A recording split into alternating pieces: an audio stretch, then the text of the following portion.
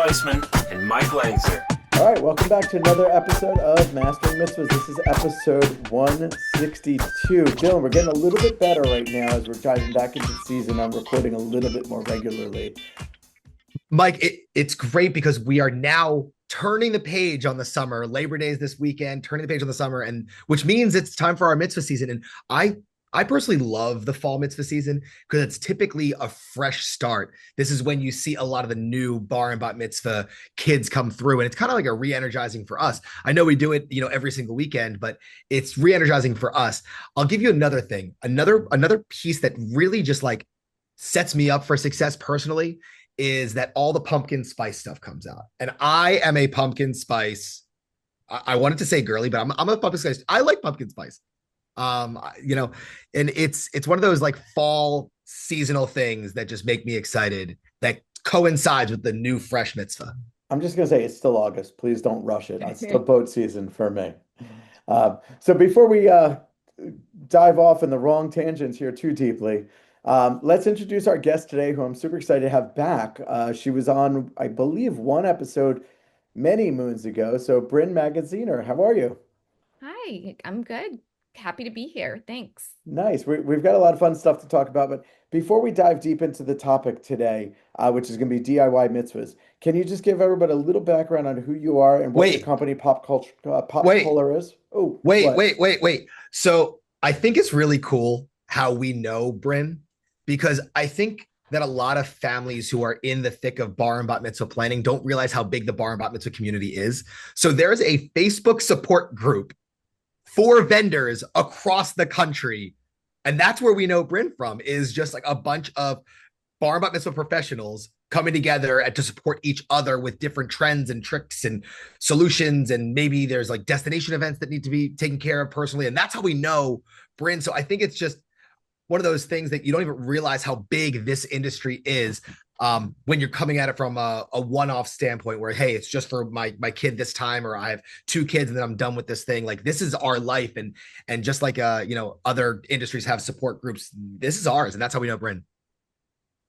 Well, thank you for that. No, the Facebook group is something that I started when I first started about 10 years ago because I was just learning. I had a background in event planning, but not mitzvahs specifically. And, as you go through, there's different things that you pick up in every event and from every vendor that you work with. So what started kind of selfishly turned into a support group during COVID and just a sounding board. And I've met people from across the country that when I'm having, a planning question, I call a friend of mine who is in Los Angeles, and, we're all sort of helping each other through. And to back up, my business is called Pop Color Events. I'm an event planner based out of the DC area. And I've been doing this for close to 10 years.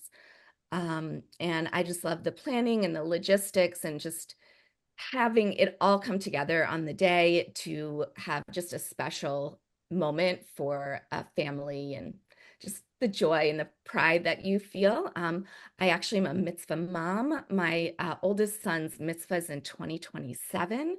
So I'm starting to see it from a different perspective now as well. I think that helps so significantly. I've seen changes with planners that we've worked with, that are in the same shoes as yours, and they've changed their strategies, their approaches, when they go down the road themselves. So very interesting. I can't wait to hear from you in 2027, 2028, how things are different. Mhm. Yeah, definitely. So we wanted to talk today about DIY mitzvahs, and I think that's such a appropriate topic.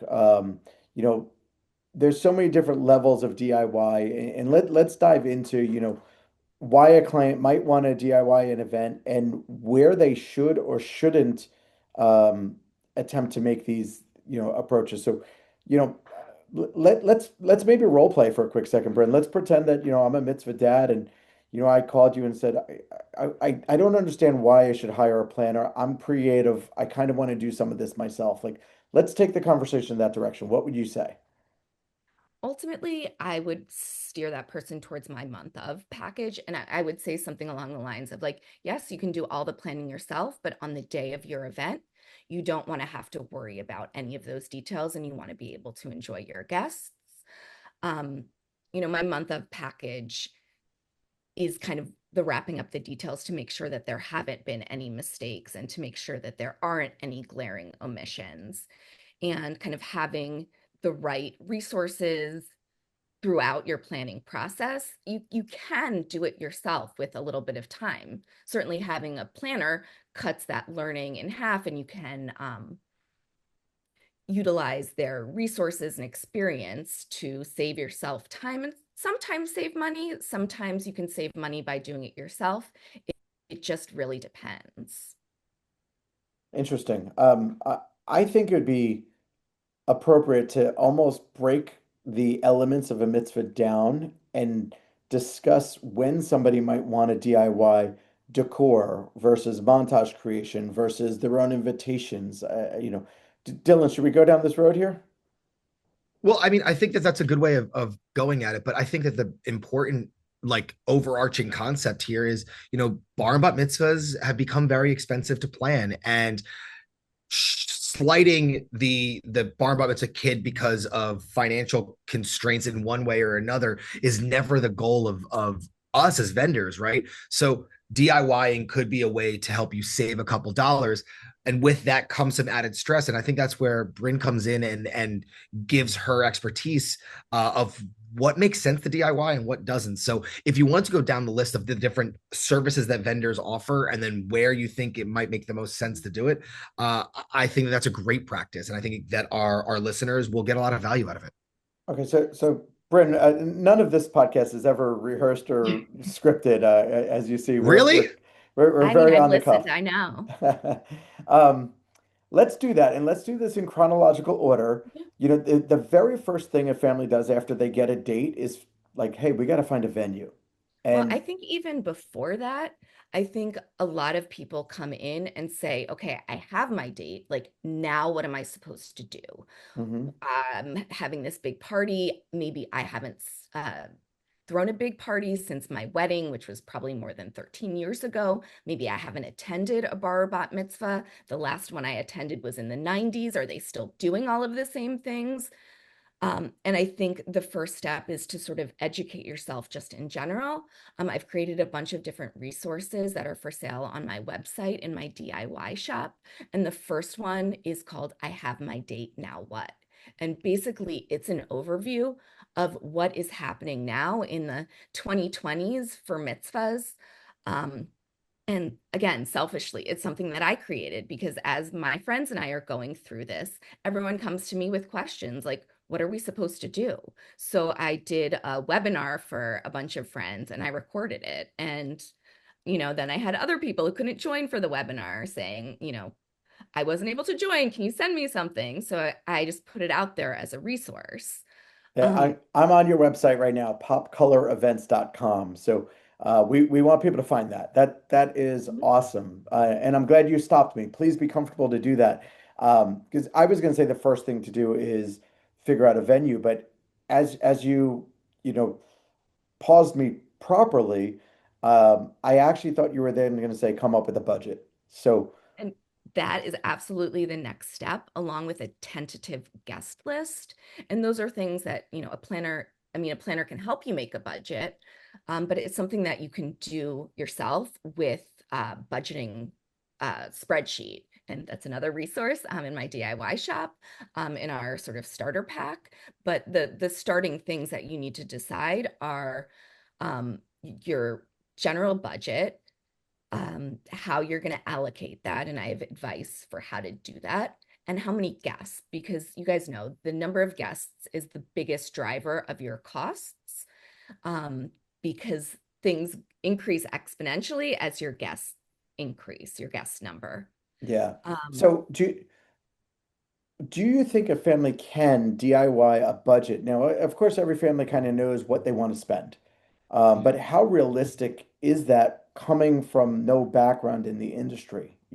It's Sure. very easy. I did it with my own wedding. I had a number in my mind that I was going to spend on my wedding, and we literally doubled it. Mhm. And I was very fresh in the industry when I got married. So my numbers were, I assumed flowers were going to be X, but it turned out to be X squared, and that just multiplied across the process. So do you think a planner or your DIY shop or other resources online can guide people appropriately?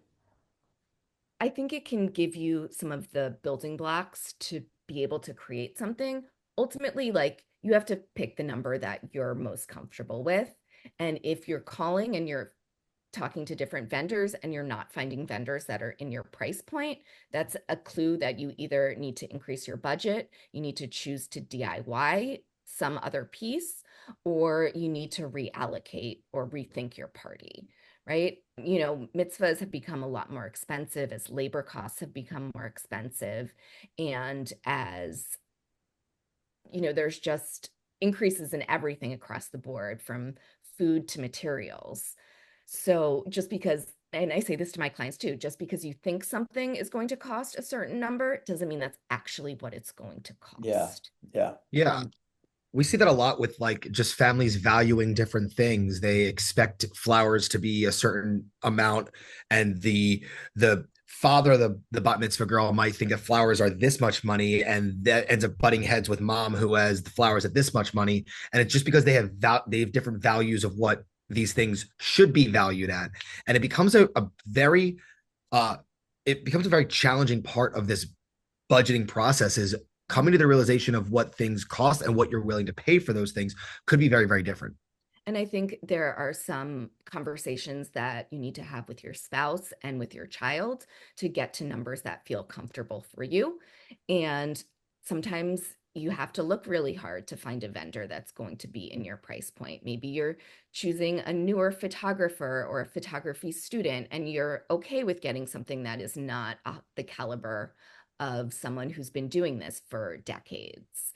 So it's figuring out where you want to stay and then, making a commitment to stay within that price amount, because it certainly is very easy to have that number start creeping up.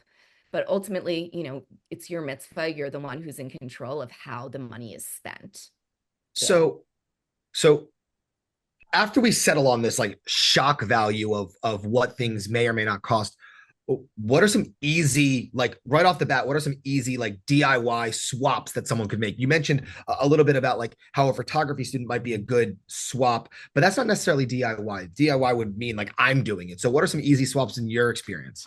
I mean, I think the first thing is to see who is in your network, who has those skills or has connections to people that have those skills that you can utilize.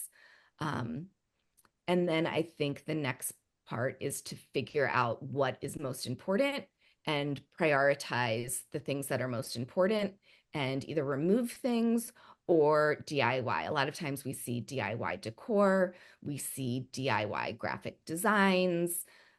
We see people who, even if they aren't crafty, rather than hiring a full service decor company, they're finding something on Amazon that they're sort of, you know, throwing some Orbeez, water beads in a vase and putting some floating candles on top and saying, this works for me. And, Hmm.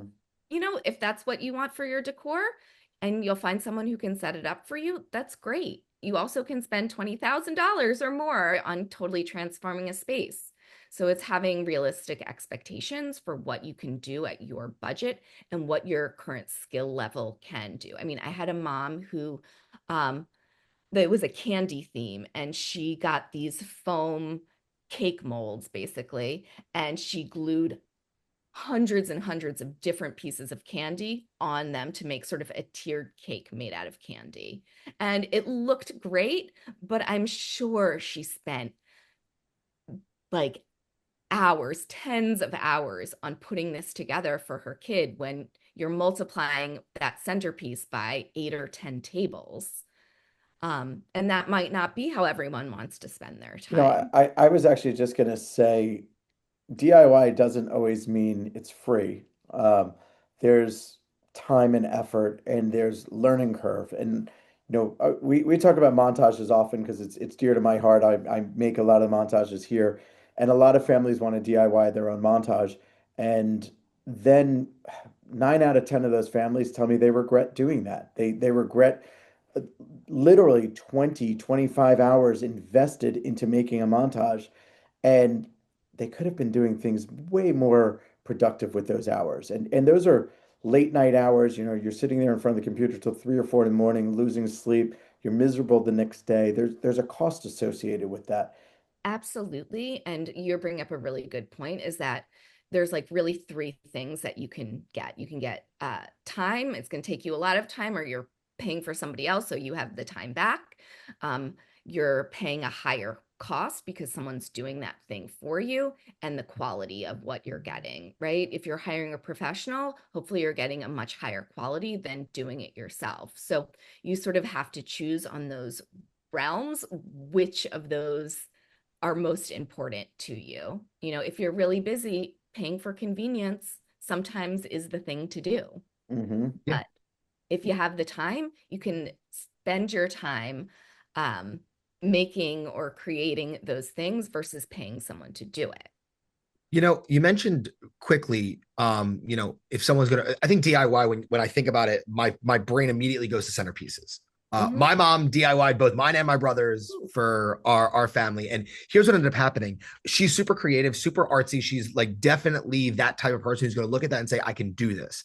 But one of the things that you mentioned that was so powerful is that, what do you do now? Hey, I have all of these things built and in my garage, but now I got to get to the venue. I got to have someone set it up because I'm in the middle of the actual service, or I'm in the middle of doing pictures or something like that. So I think one of the big tips that I heard you say here is, yes, if you choose to DIY something, awesome. Follow that thought process all the way down the line. What happens next now that it's done? What happens next now that it's at the venue? What happens next in the cleanup? And Your vendors don't make typically just build that all in, assumptions. right? Exactly. You can't So assume that your venue contact or your caterer is going to be setting those things up for you. That's when like a month of planner can come in.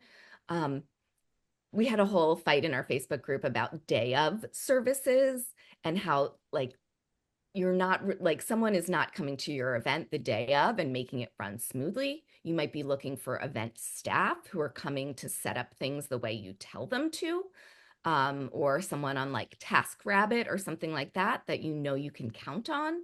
And maybe they're the people who are doing it for you, or you have friends who you can rely on and trust to do that while you're with your family, while you're at services, all of the things you just mentioned. yeah, I think one of the big starting points to decide if do it yourself is the way to go is you think about your own skill set, and you think about the things that give you energy or take and just suck you dry from your energy. Mike, you love making montages. So I can imagine that someone like you who loves that technological side of it wouldn't be so stressed out to create their own montage. Where someone like my mom would be very stressed out about doing that, but would love to make the centerpieces. And And you actually, can follow that. to pause you there for a second, some of the more memorable montages that I've seen that were DIY'd were incredible because the family took pride and passion, and they did invest 20, 30 hours into it, but they were happy to do that. Yeah. It's when they put 20 or 30 hours in and the product is so far below average that it's obvious that that's where things become problematic. But Right. yeah, you're right. If you have passion in what you're DIYing, if you're creative, say you're a amateur seamstress and you make your daughter's dress, like that's something you could take pride in, even though it would take, hours and hours. And I think the one thing is understanding and being comfortable with the quality that you can do versus a professional. Because you have a ton of experience doing montages, and I'm sure you're the one who's going to make it for your kids. I don't, and I don't know if the quality that I'm going to make something is going to be the same level. But if I'm okay with knowing that it is not coming in at a high tier and it's made with love and that's enough, then, do that thing, make that check mark and go on to the next. context. So you Yeah. you mentioned before hiring a college student for a photo, and I quickly just jotted down like different bullets of vendors. So photo and video, let's lump that together as a conversation for now. Is that something that can or should be DIY'd? And I'm going to guess the answer is it depends on if you value the importance of, documenting the day. Exactly. I think the answer to everything is it depends. It depends what's important to your individual family. And that's why having those conversations at the very beginning, and I have some conversation starters in my starter packet guide. Um, have those conversations with your kid and with your spouse, and sometimes even with grandparents or other people who might have opinions about the type of event that you're putting on, and understanding what you can prioritize and what you can't. And understand that you can't do everything and making your peace with that. Can I pivot for a second? Um, that's a rhetorical question because I want to pivot for a second. There's DIY and then there's calling in favors. And I wanna think go down this road for a second. I have a client right now that actually reached out to me with a laundry list of services they want us to provide. Um, but a DJ wasn't on that list. And I wrote back, I'm a little confused. You want us to provide lighting, you want us to provide stages, you want us to provide a facade, but you haven't asked about DJ services. And she said, well, my husband is friends with a DJ and feels obligated to use him, but he doesn't offer all of these things. So, can we talk DIY versus calling in favors, and then the feeling that sometimes people get when they feel obligated to use a friend, but what does that outcome possibly look like? Again, it comes back to being okay with whatever the end result is, right? I worked with a month of client who had a friend who was the DJ who was not experienced in mitzvahs. And I offered him a lot of coaching, but at the end of the day, like, I'm not a DJ. I'm not the one who's playing the music. If you have a few professionals on board in some capacity, they can offer guidance, but it's being okay that this MC, he's not a mitzvah MC, and he's going to play some music and he's going to try to play some games, but he's not getting the energy up the way that one of you guys would, because that's what you do week in and week out. So I I mean, I'm a little biased here, but I think DIY a DJ is not the answer unless it's just a small party and dancing is not important and announcements aren't important. And that's why, yeah, that's why it's really what you're okay with, and making your peace with the fact that your mitzvah isn't going to have that hype DJ. It's going to have some dancing, and maybe your kid is going to get up and dance no matter who's playing the music, and you're okay with that. Not everyone is okay with that and feel like they want to splurge on someone like you guys who's going to provide so much entertainment, who's going to be so engaging with your guests, who's going to keep the dance floor packed all night. And if you don't care if you have your dance floor packed all night, like, every family has something that's their own priority. And you just have to accept that, like, what they're prioritizing is not necessarily what you would prioritize. So it's sort of like, instead of the first step being find a venue or create a guest list or create a budget, I think the first step, and I think we talked about it on the podcast, is figure out what's important to you, which could be the core values of your bar bat mitzvah party celebration part, right? If dancing is important, then that's something you got to prioritize in the solution. If the food is important and the food experience is important, then you got to prioritize that and what solution does that bring? So it's almost like that's probably step 0-1 as opposed to step 1-1. Like that's got to be one of the first steps, because then you can start figuring out, like, okay, because this is super important and this isn't as important, I can hire the professional for this and do this myself. I think that the idea of making peace with it is less about like settling, but more about understanding the expectation of what you have here. And by hiring a professional to do this thing, you can set an expectation based on experience. By doing it yourself, you don't necessarily have that experience, unless maybe you do. Maybe you planned a luncheon for your company, and because you have a little bit of that experience, you feel like you can plan the luncheon for your bar mitzvah. But asking for help is probably another really good tip here. But going back to what Mike had said about calling in favors, I've had a bunch of experiences where, you know, I have a finance father of a mitzvah kid have his media department at work create the montage, and they missed the mark so completely because they were doing it on their business side and experience. And it became awkward for then the father of the mitzvah kid to go back and ask for edits, and then it became a problem for us to remake it. So the risk I think that you have by calling in favors or asking for help in people who don't normally do this is that you run into this possibility of awkwardness in revisions, changes, and setting expectation. I was gonna say, Dylan, like a lot of what I do in my life, I try not to involve friends. Like, I don't know, say my air conditioning broke tomorrow. I don't want a friend coming over and fixing it. I'd rather just an AC guy come because if it doesn't go right, I could then come back and be like, dude, I'm not paying you. You screwed up. Like it's weird when you call in favors. And sometimes there's definitely a reason to just call an outside professional. I think Um, both. I mean, sometimes it's also like you have a village of people around you and they want to help, and this is how they can help, you know? So it true, really, like all of it, I always say the answer is always it depends. The true. answer depends. I actually the air conditioning is something that hits true to home because it went down recently. And a year ago, I did. I had a friend's boyfriend said, let me just come over and look at it.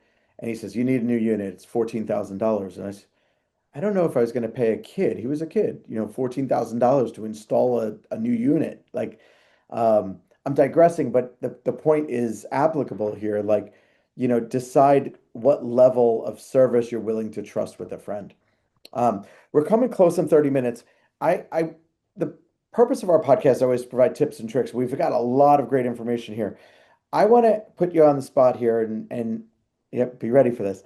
Um, what successes have you seen in DIY that you would suggest a family tries? Like, can you think of a moment or an event that just a family knocked it out of the park because they did the whole event or a portion of the event themselves? So I think someone who's hiring a planner in some capacity isn't doing everything themselves. So I always say that my sample size is skewed because of that. But I mean, I think I've worked with plenty of families that don't consider themselves crafty or, they're not picking up a glue gun and they've found something that is meaningful and special, whether it's incorporating photographs in table numbers or I mentioned Orbeez and vases can look really lovely by using the things that their venue has available to them strategically. Um, there are just those sort of ways to save money. And I think at the end of the day, the personal touches that you put into it make it extra special because it really is a family celebration. I was I gonna Sorry, Dylan, I'm gonna run with this for a second. You're up next.